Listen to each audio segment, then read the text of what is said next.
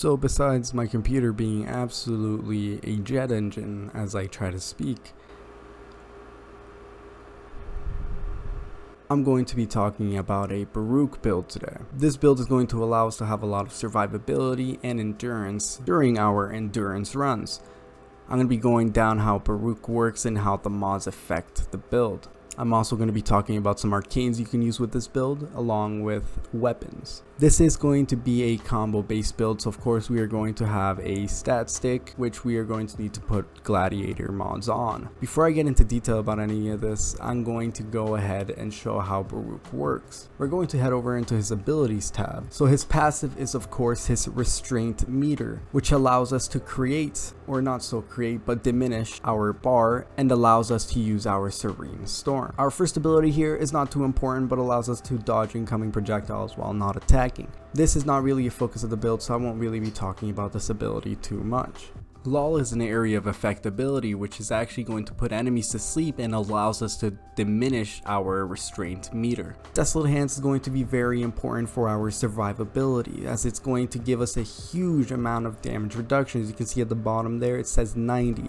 So this is what's going to be able to keep us alive during those long missions. And lastly, we have Desert Storm, which is going to allow us to summon our Desert Wind Fists.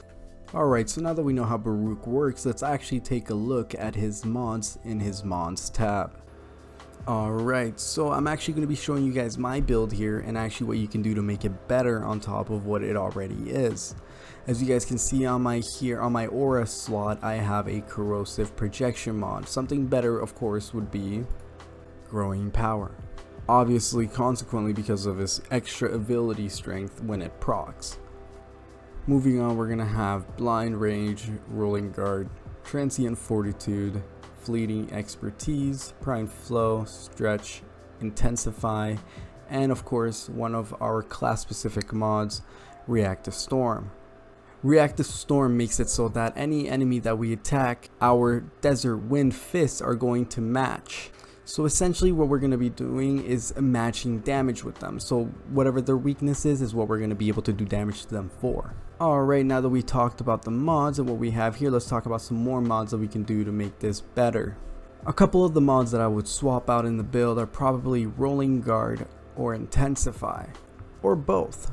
I would put umbral intensify and umbral vitality. Of course I have Umbra Forma, but I just haven't gone around to doing it yet, as this build seems to be working pretty well in the meantime. Of course, Rolling Guard is a really good mod and great for Steel Path, but it's always up to you. Moving on to the arcanes here, we're going to have Arcane Fury, which on a critical hit will grant us 90% extra melee damage.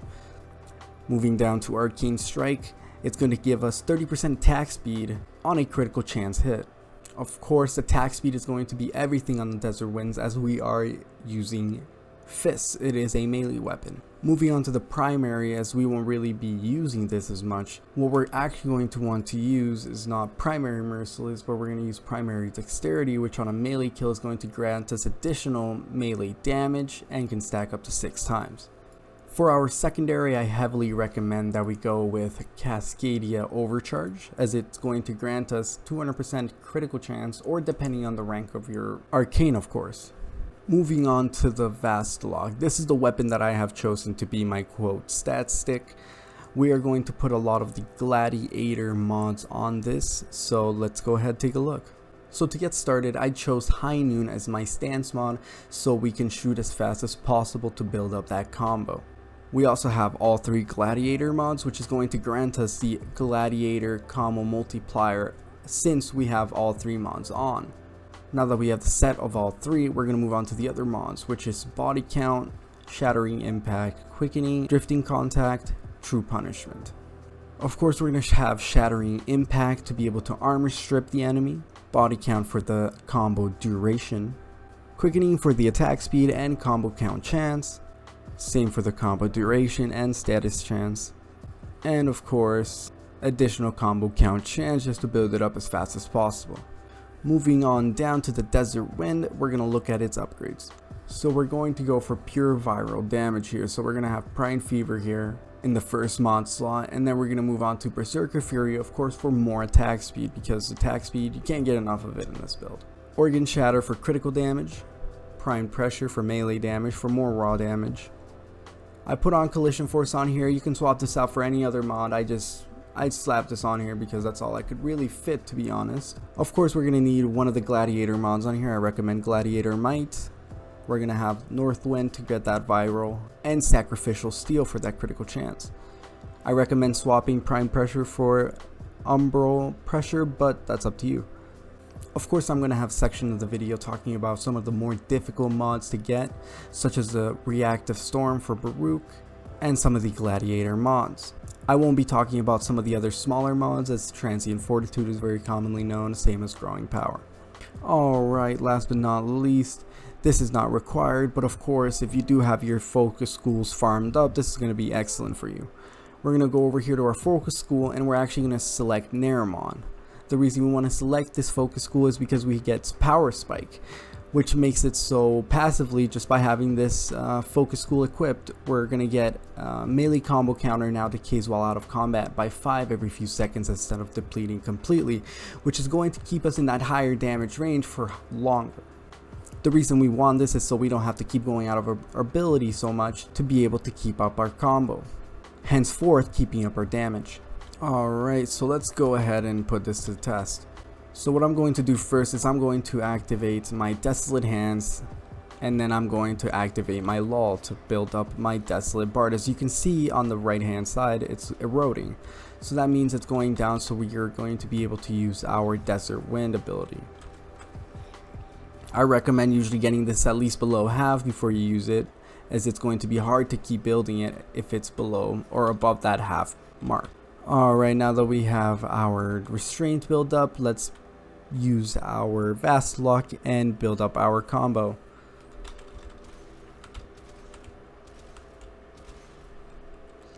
Let's armor strip the enemy.